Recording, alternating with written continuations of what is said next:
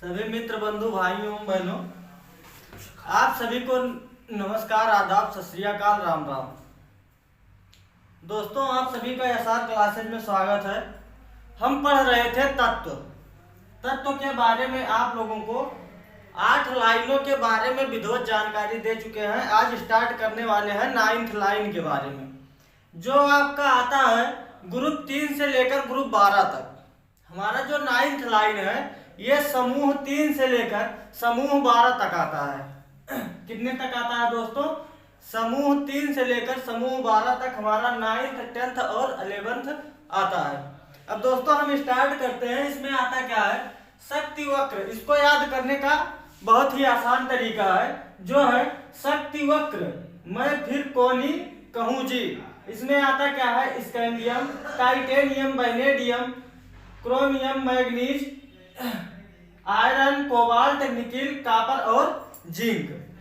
आज हम इन सभी के बारे में पोस्टमार्टम करेंगे। इन सभी का उपयोग कहाँ होता है हमारे दैनिक जीवन में, कहाँ कहाँ पर इनका उपयोग किया जाता है, या इनसे क्या चीज बनाया जाता है, उसके बारे में आप लोगों को एक ओवरव्यू देंगे। तो दोस्तों स्टार्ट करते हैं। ये हमारा कहाँ से आता है? ग्रुप 3 से लेकर कहाँ तक आता है दोस्तों? ग्रुप 3 से लेकर 12 तक आता है। हमारा जो 9th लाइन है ये ग्रुप 3 से लेकर ग्रुप 12 तक आता है।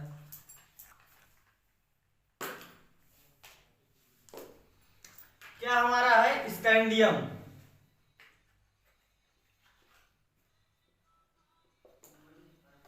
टाइटेनियम, वैनेडियम,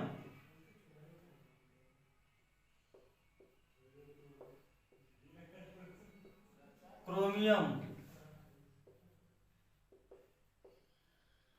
मैग्नीज,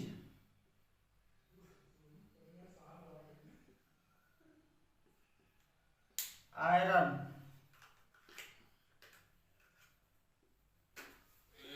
कोबाल्ट,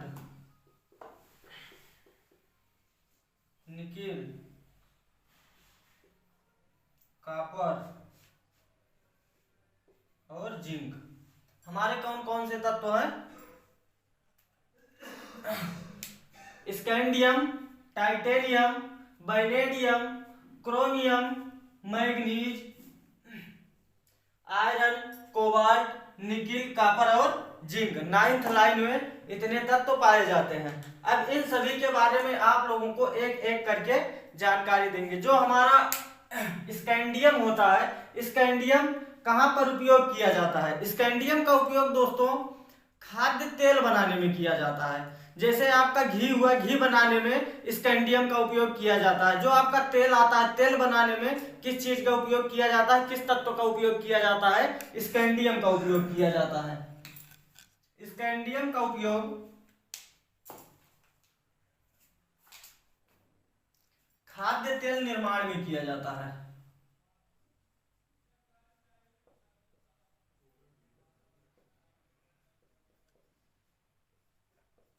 कहाँ किया जाता है दोस्तों? खाद्य तेल निर्माण में। जैसे घी हुआ, घी से हमें क्या बनाना है? तेल बनाना है। घी से हमें क्या बनाना है दोस्तों? तेल बनाना है।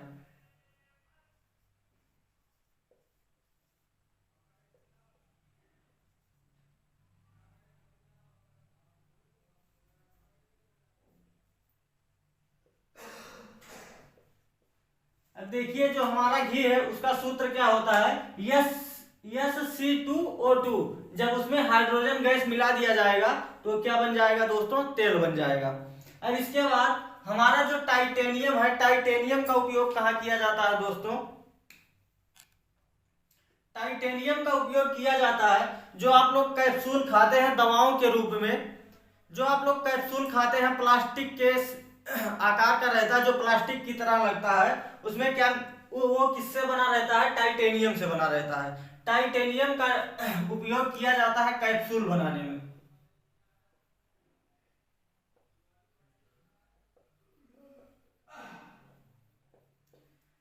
टाइटेनियम का उपयोग कैप्सूल बनाने में किया जाता है और दवाओं के रंगों में।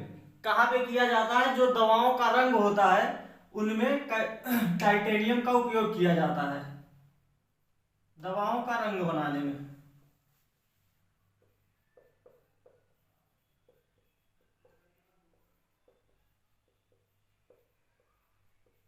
आप देखे होंगे जितने भी कैप्सूल आते हैं कई कलर के होते हैं, सभी एक ही कलर का नहीं होता, एक ही रंग का नहीं होता। जो उनका रंग होता है, रंग बनाने में टाइटेनियम का उपयोग किया जाता है। इसके बाद दोस्तों वैनेडियम, आप देखिए वैनेडियम का उपयोग कहाँ किया जाता है?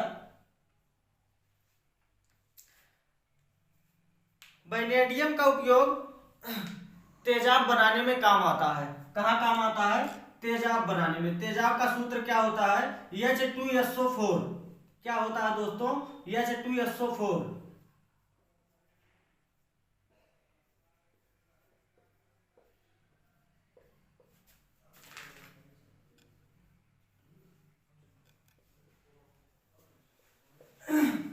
वैनेडियम का उपयोग तेजाब बनाने में काम आता है। अब इसके बाद हमारा क्या आता है? क्रोमियम। क्रोमियम का उपयोग कहाँ किया जाता है दोस्तों? आप लोग देखे होंगे हीटर। ठंडी के समय में आप लोग कई जो गांव से बिलोंग करते होंगे उनके घर हीटर होगा। हीटर का जो हमारा तार होता है वो किस पदार्थ का बना रहता है? वो हमारा क्रोमियम का बना रहता है। आप लोग हीटर के तार को देखे होंगे, एक स्प्रिंग के रोल का बना रहता है, स्प्रिंग के शेप का बना रहता है। वो हमारा किस पदार्थ का बना रहता है? क्रोमियम का बना रहता है। क्रोमियम का उपयोग कहाँ किया जाता है? हीटर तार बनाने में।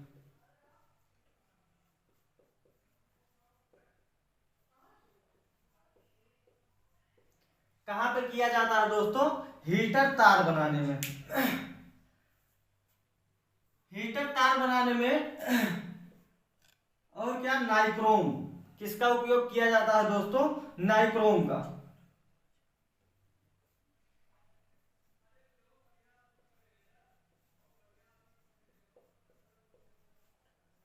अब ये नाइक्रोम क्या होता है? निकिल और क्रोमियम, इन दोनों का मिक्सचर होता है। क्या होता है नाइक्रोम दोस्तों? नाइक्रोम, निकिल और क्रोमियम, इन दोनों का मिक्सचर होता है जिसे नाइक्रोम कहा जाता है। हीटर का जो तार होता है नाइक्रोम का बना रहता है, जिसमें निकिल और क्रोमियम दोनों का मिक्स रहता है। उससे क्या बनाया जाता है? हीटर का तार बनाया जाता है। इसके बाद दोस्तों आता है मैग्नीज। इसके बाद क्या आता है दोस्तों? मैग्नीज। जो हमारा जितने भी पीरियोडिक टेबल में जितने भी तत्व हैं, सभी तत्वों में सबसे ज्यादा आवेश, क्या दोस्तों? सबसे ज्यादा आवेश मैग्नीज पे होता है। कितना होता है? 7+ आवेश होता है। सबसे ज्यादा आवेश मैग्नीज पर होता है।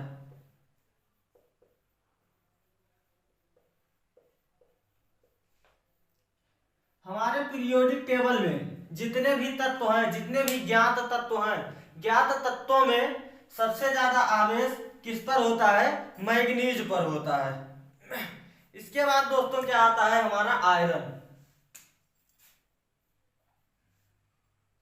अब देखिए आयरन में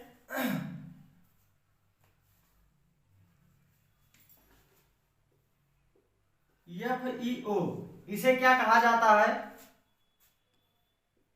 Fe2O3, इसे क्या कहा जाता है? इसके बाद आता है Fe3O4, इसे क्या कहा जाता है?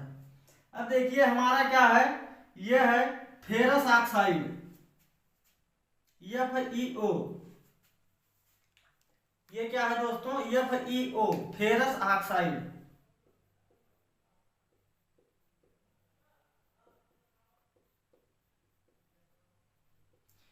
Fe2O3, ferric oxide.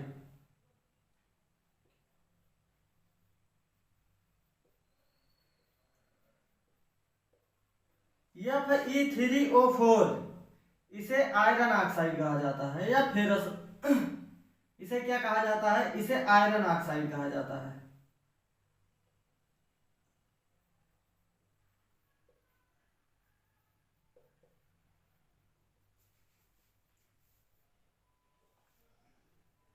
Fe3O4 इसे क्या कहा जाता है?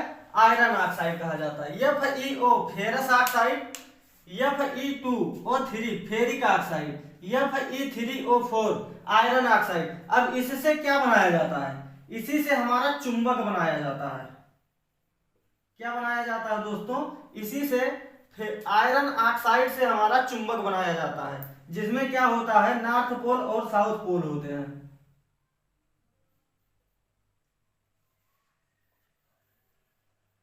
ये क्या है? नॉर्थ पोल और साउथ पोल होते हैं। चुंबक में क्या होते हैं दोस्तों? नॉर्थ पोल और साउथ पोल होते हैं। इसके बाद हमारा आता है क्या दोस्तों? कोबाल्ट। हमारा क्या आता है दोस्तों? कोबाल्ट। कोबाल्ट में क्या पाया जाता है? कोबाल्ट में विटामिन B12 पाया जाता है। क्या पाया जाता है? कोबाल्ट में विटामिन B12 पाया जाता है।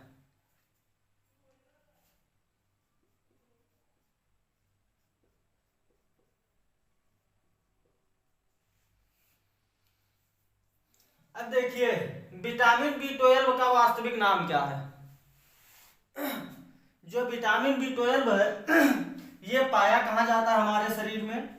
और विटामिन B12 का वास्तविक नाम क्या है? विटामिन B12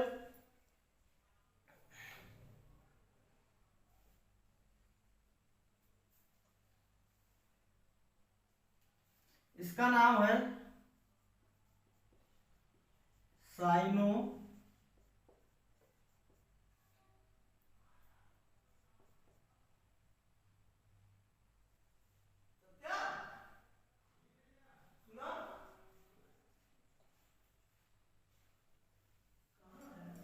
इसका नाम है साइनोकोबालामाइन।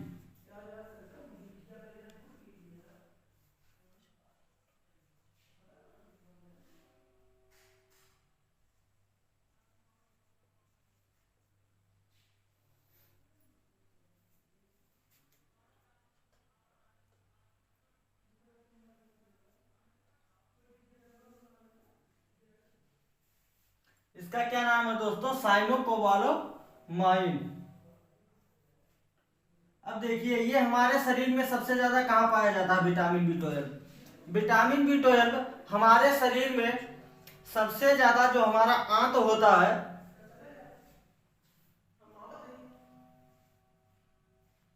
जो हमारा आंत होता है वहां पे पाया जाता है। कहाँ पाया जाता है दोस्तों? विटामिन B12 सबसे ज्यादा हमारे शरीर में आंत में पाया जाता है।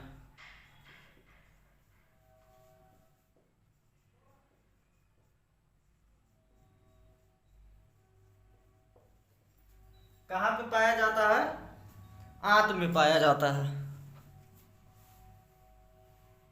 अब इसके बाद हमारा आता है दोस्तों निकिल। क्या आता है? इसके बाद हमारा आता है निकिल।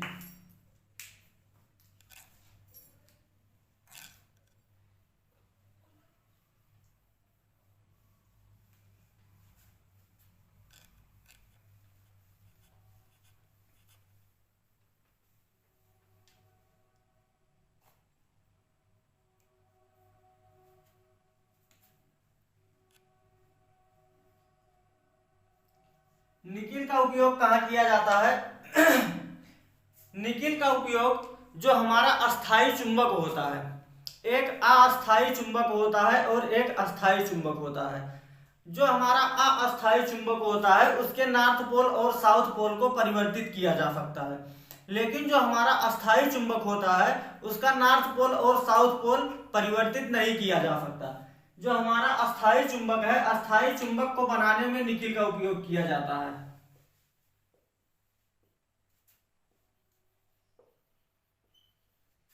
अस्थाई चुंबक बनाने में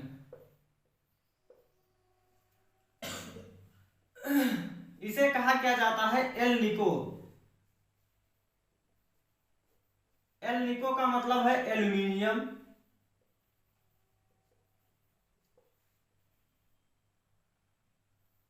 एन आई का मतलब है निकिल।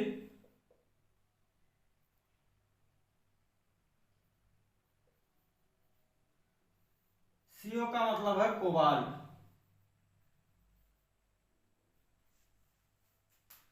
एल निको, इसमें उपयोग एल्यूमिनियम, निकिल और कोबाल्ट, इन तीनों का उपयोग किया जाता है अस्थायी चुंबक बनाने में। इसके बाद हमारा आता है दोस्तों कॉपर। कॉपर का उपयोग कहाँ किया जाता है?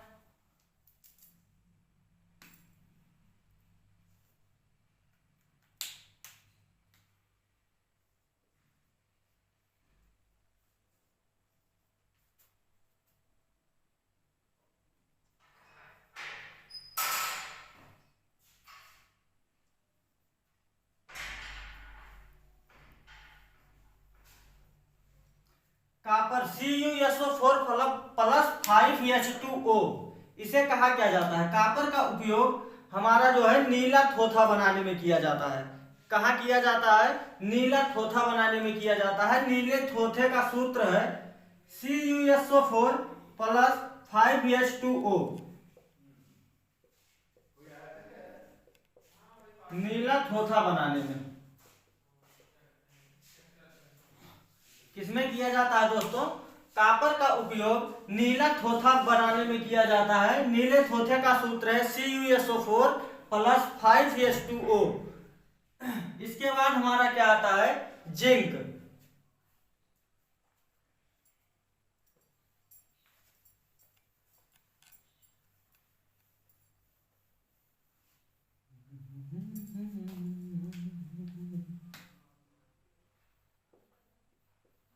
आप लोगों को पहले ही वीडियो में जब हम स्टार्ट किए थे जब हम तत्व स्टार्ट किए थे उसी समय बताए थे जिंक कहाँ पाया जाता है दोस्तों? आंसुओं में। कहाँ पाया जाता है जिंक? आंसुओं में। जिंक कहाँ पाया जाता है दोस्तों? आंसुओं में। और कहाँ पाया जाता है?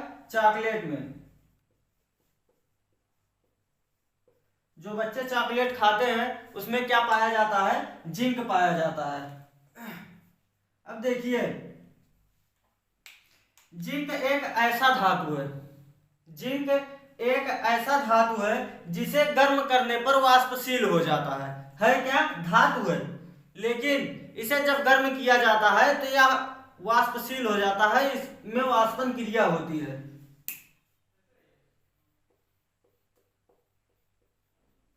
ऐसा धातु है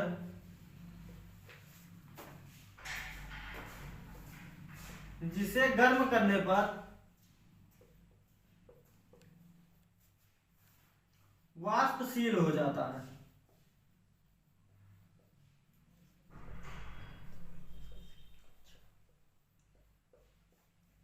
क्या हो जाता है दोस्तों?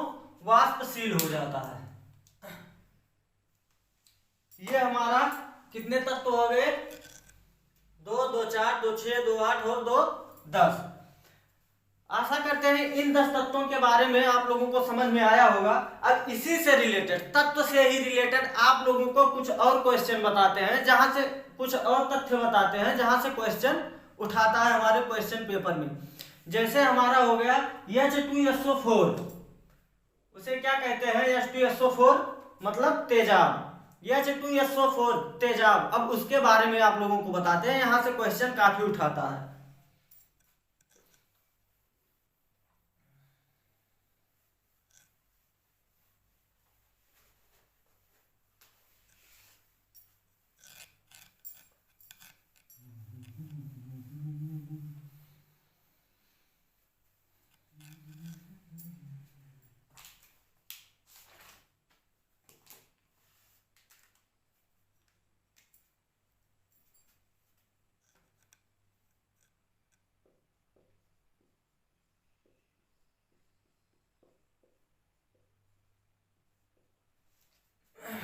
तेजाब H2SO4,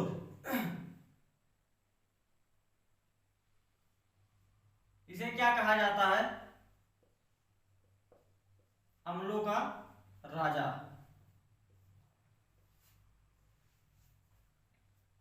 क्या कहा जाता है? अम्लों का राजा। अब यहीं से देखिएगा हमारा H2SO4 HCl,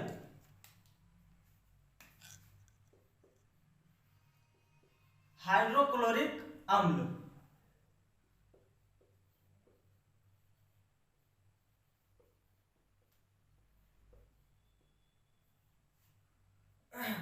इसके बाद हमारा आता है HNO2,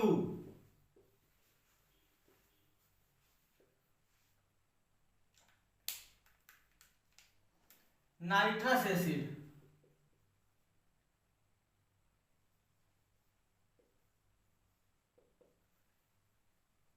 इसके बाद हमारा आता है HNO3। क्या आता है दोस्तों? HNO3। इसे क्या कहा जाता है? Nitric acid. इसके बाद हमारा आता है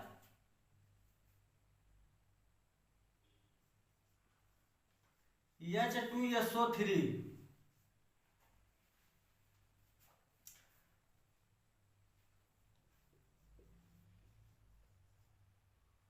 हाइड्रो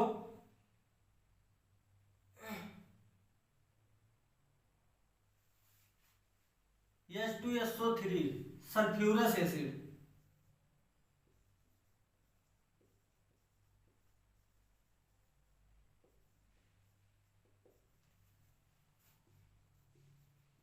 H2SO4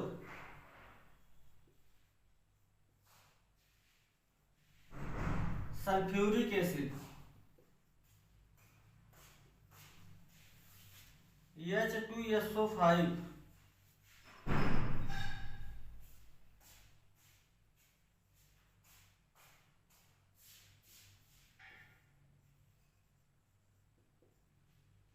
पर सल्फ्यूरिक एसिड।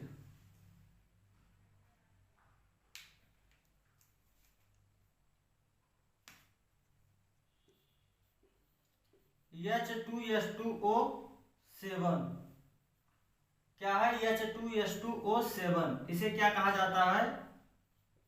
ओलियम। इसे क्या कहा जाता है दोस्तों? ओलियम। अब देखिए ये हमारे जितने तत्व हैं,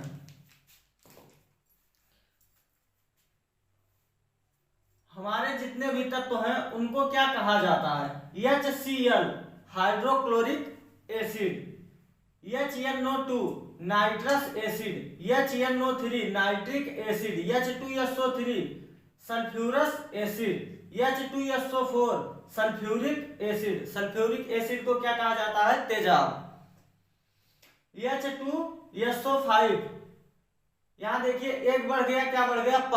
पर सल्फ्यूरिक एसिड। H2S2O7 हमारा क्या आ गया? ओलियम। अब देखिए इन सभी का जो है अम्लराज, अम्लों का राजा, जो हमारा अम्लराज है इसका सूत्र क्या होता है? जो इसका सूत्र होता है HNO और HCl, इन दोनों को अनुपात में मिलाया जाता है। लेकिन किस अनुपात में मिलाया जाता है? जो हमारा अम्लराज बनके तैयार होता है। अब देखिए जो हमारा HNO3 है, HNO3 इसका 1 अनुपात और HCl का 3 अनुपात। HNO3 का 1 अनुपात किसका? मतलब नाइट्रिक एसिड का।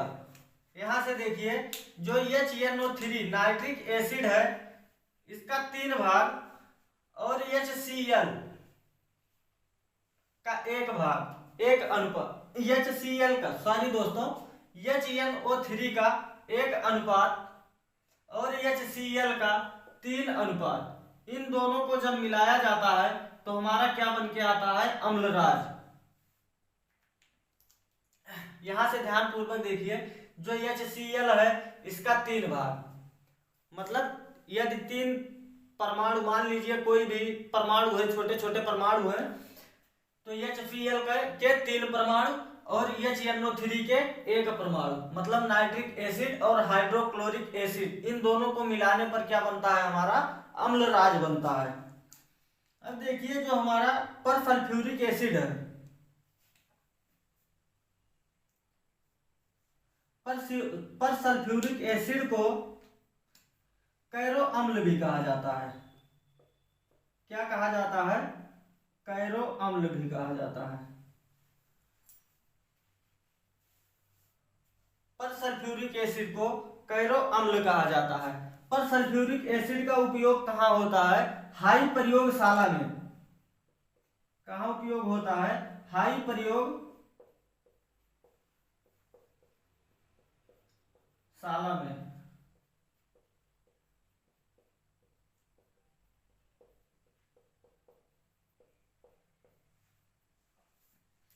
ओलियम, ओलियम का मतलब क्या है, ओलियम का मतलब होता है तेल। ओलियम का मतलब क्या होता है, तेल, अर्थात ओलियम को ही तेल कहा जाता है। ओलियम को क्या कहा जाता है, तेल। अब ओलियम का उपयोग, इसका उपयोग तेजाब बनाने में किया जाता है।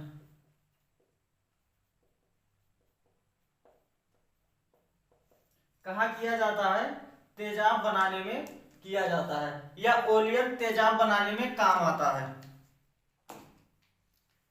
क्या आता है दोस्तों, ओलियम तेजाब बनाने में काम आता है। अब देखिए यहां से किस तरीके से क्वेश्चन निकल के आ सकता है। मान लीजिए कोई भी सूत्र दे दिया, कोई भी इन चारों पांचों में से कोई भी सूत्र दे दिया, पूछ लिया इसका नाम क्या है। जैसे दे दिया H2SO3, क्या दे दिया, H2SO3, इसका नाम पूछ लिया, इसका नाम क्या है, सल्फ्यूरस एसिड। इसके बाद पूछ लिया अम्लराज बनाने में किन किन तत्वों का प्रयोग किया जाता है। किन किन तत्वों का प्रयोग किया जाता है, हाइड्रोक्लोरिक अम्ल और नाइट्रिक अम्ल का। पूछ लिया अम्लराज बनाने में नाइट्रोक्लोरिक अम्ल और नाइट्रिक अम्ल और हाइड्रोक्लोरिक अम्ल का अनुपात क्या होता है। क्या पूछ लिया, नाइट्रिक अम्ल और हाइड्रोक्लोरिक अम्ल का अनुपात क्या होता है, 1:3 होता है।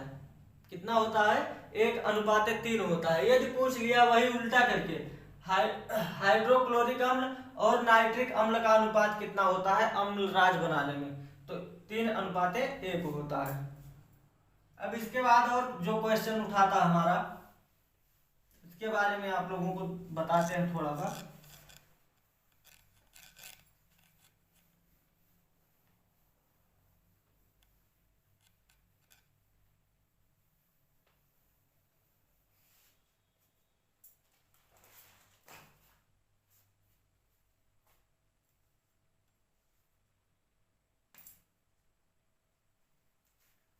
हमारा क्या है, आंसू।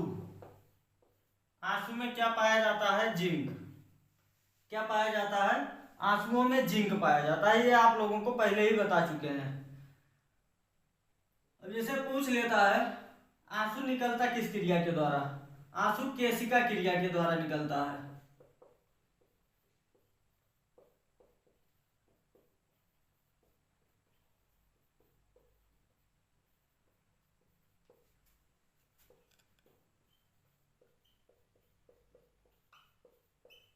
आंसू कैसे निकलता है, आंसू केशिका क्रिया द्वारा निकलता है। कहां से निकलता है, अश्रु ग्रंथि, अश्रु ग्रंथि से निकलता है। देखिए आंसू आने के लिए, ये जितने भी आपको बता रहे हैं इन सबको बता चुके हैं। आंसू आने के लिए किस तत्व का प्रयोग किया जाता है, बोरेक्स का। बोरेक्स का प्रयोग किया जाता है आंसू आने के लिए।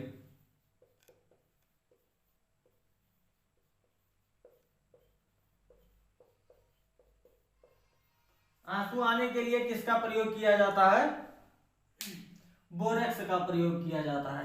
अश्रु गैस एक होता है, क्या होता है दोस्तों, अश्रु गैस होता है।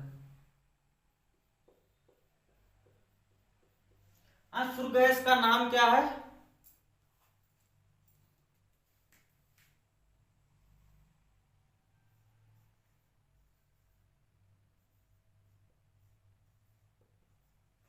अश्रु गैस का नाम है क्लोरोपिक्रीन।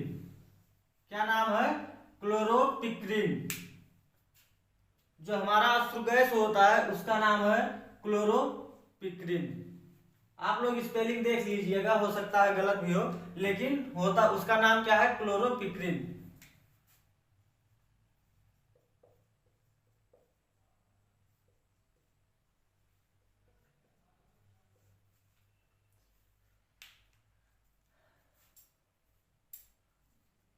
अब इसके बाद आप लोगों को बताएंगे जो हमारा तत्व होता है, तत्व में जंग कैसे लगता है। जंग लगने के बाद किसी भी तत्व में उसका कलर किस तरीके का दिखाई देता है। क्या होता है? कलर किस तरीके का दिखाई देता है। जो हमारा लोहा है आयरन, आयरन में जंग लगता है तो उसका क्या रंग हो जाता है? चांदी में जब जंग लगता है उसका क्या रंग हो जाता है? कॉपर में जब जंग लगता है तो उसका कलर क्या हो जाता है? और किस चीज से सुरक्षा करें उसकी। अब देखिए हमारा जो आयरन है Fe2O3, जंग लगने के बाद ये जंग लगा हुआ क्या है? आयरन है। हमारा क्या होता है? Fe केवल आयरन होता है जिसे क्या कहा जाता है? लोहा। हमारा केवल लोहा होता है। जंग लगने के बाद हाइड्रेटिक फेरिड,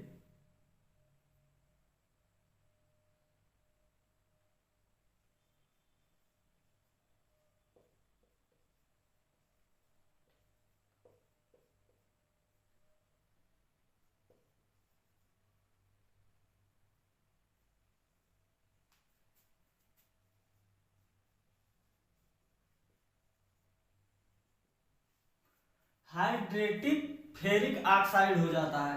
इसका रंग कैसा हो जाता है? रंग जो है भूरा हो जाता है। जंग लगने के बाद कैसा रंग हो जाता है? भूरा रंग हो जाता है। इसके भार में क्या अंतर होता है? भार बढ़ जाता है। किसका? लोहे का। इसे ठीक कैसे किया जाएगा? ऑक्सीकरण क्रिया द्वारा।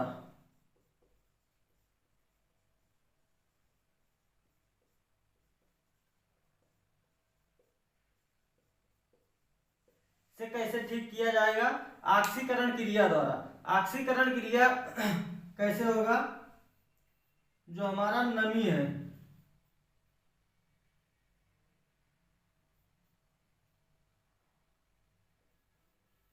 प्लस हवा, नमी में क्या होता है?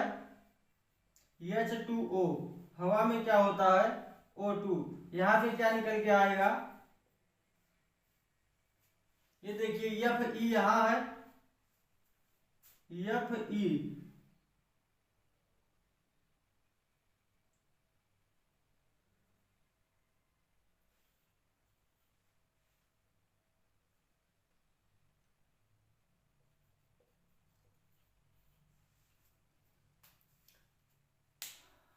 यहां से क्या होगा? हमारा जल निकल के चला जाएगा। ऑक्सीकरण क्रिया में क्या होगा? हमारा जल निकल के चला जाएगा, बचेगा क्या? आयरन।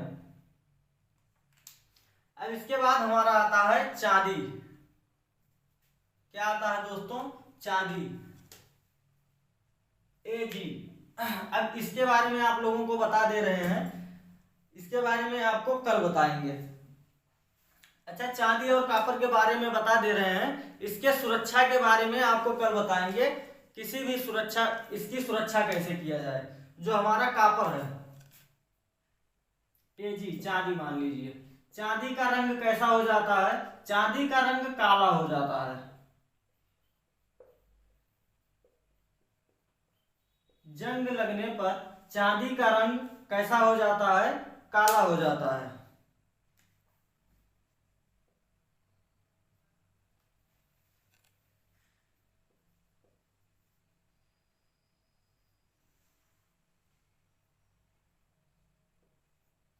चांदी जो है सल्फर को, इसको सल्फर को अपनी तरफ खींचता है।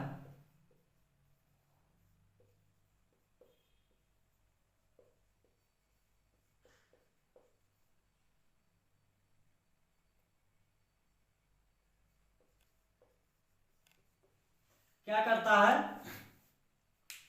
चांदी जो है सल्फर को अपनी तरफ खींचता है। इसलिए देखे होंगे जितने भी लोग अंडे खाते हैं, कभी भी चांदी के पात्र में अंडा नहीं खाया जाता। क्यों नहीं खाया जाता? अंडे में सल्फर पाया जाता है। क्या पाया जाता है? अंडे में सल्फर पाया जाता है। और सल्फर जब अंडे में सल्फर पाया जाएगा और चांदी के पात्र में यदि उसको ले लिया जाए तो क्या होगा, चांदी में जंग लग जाता है। और चांदी में जंग लगने के बाद उसका कलर कैसा हो जाएगा? काला हो जाएगा। अब इसके बाद हमारा आता है कॉपर।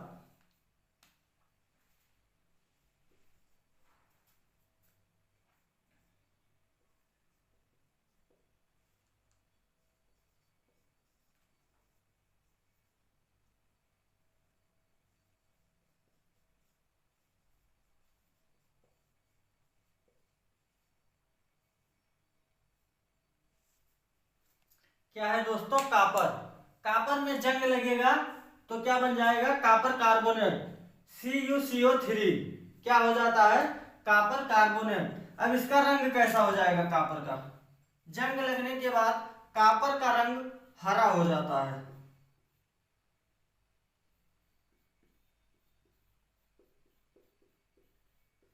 कैसा हो जाता है? कॉपर का रंग हरा हो जाता है। अर्थात यदि आपको कहीं पे भी कॉपर का कोई पात्र हरे रंग का दिखाई दे तो उसका मतलब उसमें क्या, कार्बोनेट मिल चुका है।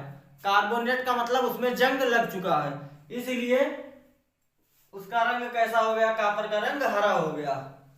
ठीक है दोस्तों, हम आज यहीं पर विराम करेंगे। आपको कल इस सुरक्षा के बारे में बताएंगे। यदि किसी भी पदार्थ में किस तत्व का लेप लगा दिया जाए कि उसमें जंग नहीं लगेगा। और इसके बाद हमारा जो 10th लाइन है उसके बारे में आप लोगों को जानकारी देंगे। आशा करते हैं आप लोगों को इतना समझ में आया होगा। इसके आगे का पोर्शन आप लोगों को कल बताएंगे। यदि आप लोग चैनल में नए हैं तो चैनल को सब्सक्राइब कर लीजिएगा, जिससे हमारा नोटिफिकेशन आप तक पहुंचता रहे। केमिस्ट्री, मैथ, रीजनिंग आपका स्टार्ट हो चुका है। जल्द ही प्रयास करेंगे हिंदी भी स्टार्ट हो जाए। और जितने भी आपके आस पड़ोस के दोस्त मित्र, बंधु, भाई बहन, जो भी रिलेटिव आपके पढ़ रहे हैं उनके पास शेयर कर दीजिएगा, जिससे वो लोग भी आसान से आसान तरीकों से पढ़ सकें और पेपर में एक अच्छा प्रदर्शन करके आए। ठीक है दोस्तों, ध्यान रखिएगा अपना। Bye bye, take care.